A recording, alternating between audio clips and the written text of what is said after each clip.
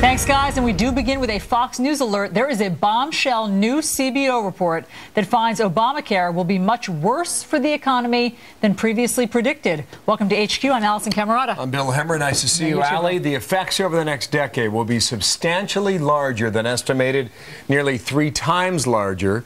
That adds $1 trillion to the debt. It sheds 2.3 million jobs. And Lou Dobbs, host of Lou Dobbs Tonight on the Fox Business Network, is here on this. And Lou, good day to you. Wow. Bill. So this thing was dropped about 90 minutes ago. Right. I mean, what are we to think now? CBO, non-congressional, Congressional Budget Office. Nonpartisan, I should say. Nonpartisan as it gets, Bill, as you're saying. And what we're looking at are just another round of devastating numbers for all Americans, because the result of this is there will be fewer jobs, as you said. You know, they had projected already that Obamacare would cost 800,000 jobs over the course of the decade. Now they're saying 2.3 million. 2.3 million in response to the burdens that are created by Obamacare. But built into this is another number that is deeply, deeply troubling. And that is projected budgets up to 2023 had been set at just about $6.5 trillion. They just over $6 trillion. They rise to $7.3 trillion in deficits. There is no good news in this for the Obama administration yet. We've just received this. If we've got time for me to just give a quick headline from the press secretary at the White House, saying that that with many factors affecting job growth, the actual performance of business refutes those who predicted the Affordable Care Act would dramatically hurt the economy. This is a campaign document. It's not a release from serious individuals who would govern. Yeah. This is a devastating report. It says that the cost already set at $1.8 trillion. And remember, Bill, I know you do, the first projection for the cost of Obamacare was just over $900 billion. Yeah. It rose last year from that to $1.8 trillion over the course of 10 years. And to add to this, the loss of jobs, greater deficits on top of all of that. This is an implosion of the president's program. A lot of revenue lost there, too. Wendell Goler says there will be a conference call to loop reporters in on this, and you have to think they'll go even further than that Jay Carney statement that you just read there. But you wonder how they explain it.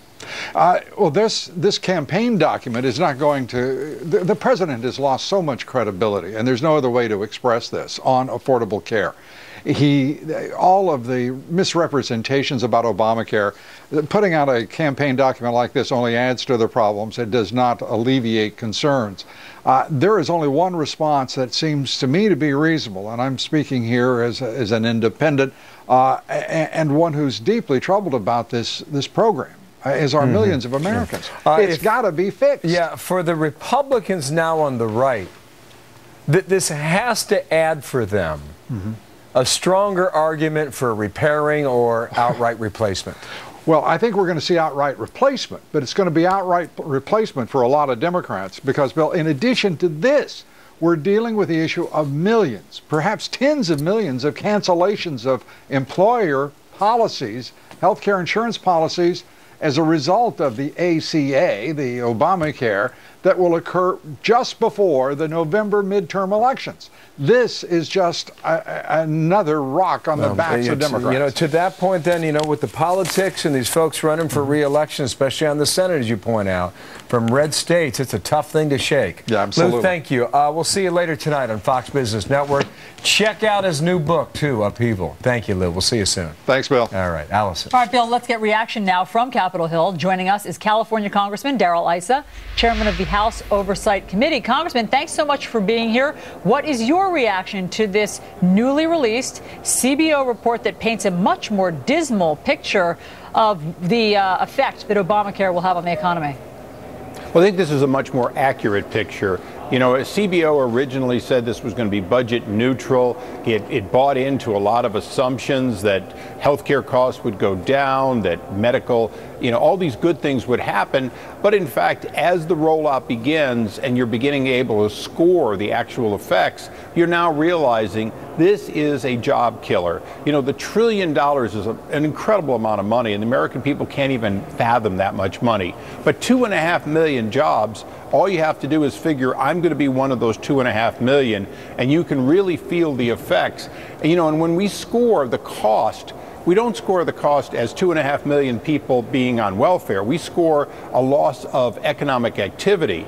But if you go from having a job and being productive and supporting your family to being long-term unemployed or unable to find a job at the kind of pay that supports your family, you're going to really feel the effects of Obamacare. And this is after we figured out that it's also not making health care affordable.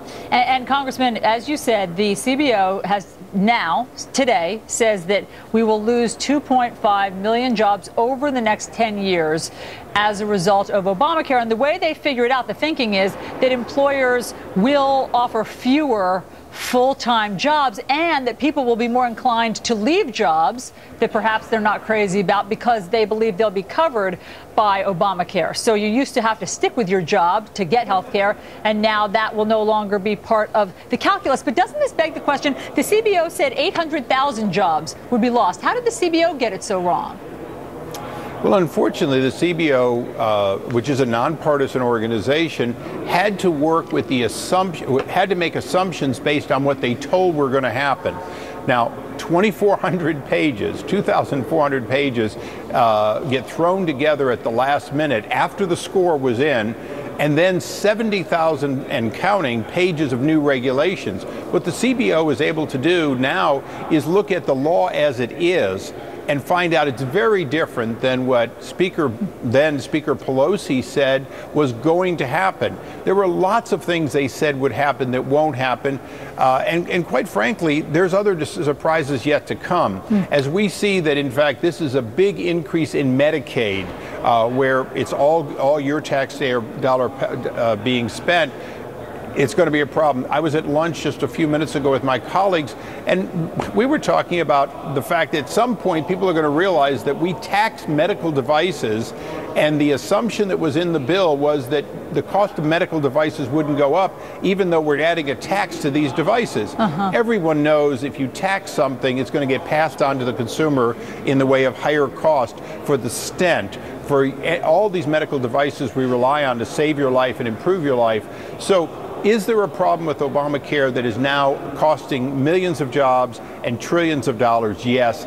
Can it be fixed? Not easily. This really is a law that was written badly from the ground up. So, Congressman, at that lunch with your Republican colleagues that you just left, what did you decide to do about this? Now that we have more accurate numbers, what are Republicans going to do?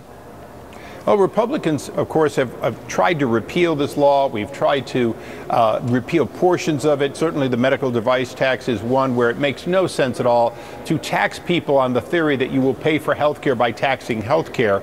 But one of the things we're trying to do is we're trying to offer alternatives that will drive down the cost of health care, including tort reform, try to get rid of unnecessary procedures that are only done to cover, if you will, the backside of hospitals and doctors, because they know if they don't do extra tests that they may have a problem if something goes wrong, and they want to be able to prove it.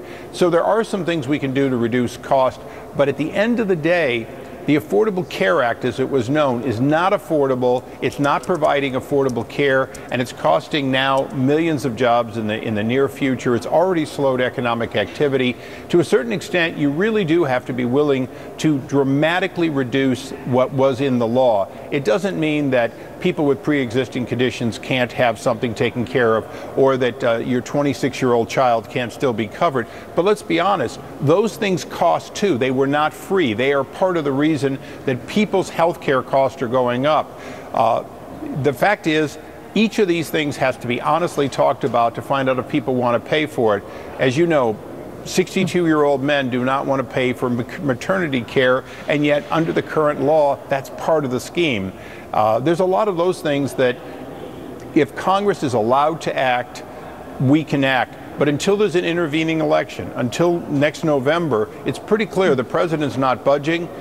The House can pass anything it wants. The Senate is going to stonewall us. And I think that's what the American people have to understand, is these figures will be worse by the time we get to next January, in hopes that we can begin trimming this law. All right. We will see how the American public reacts to these new figures today. Congressman Darrell Issa, thanks for joining us.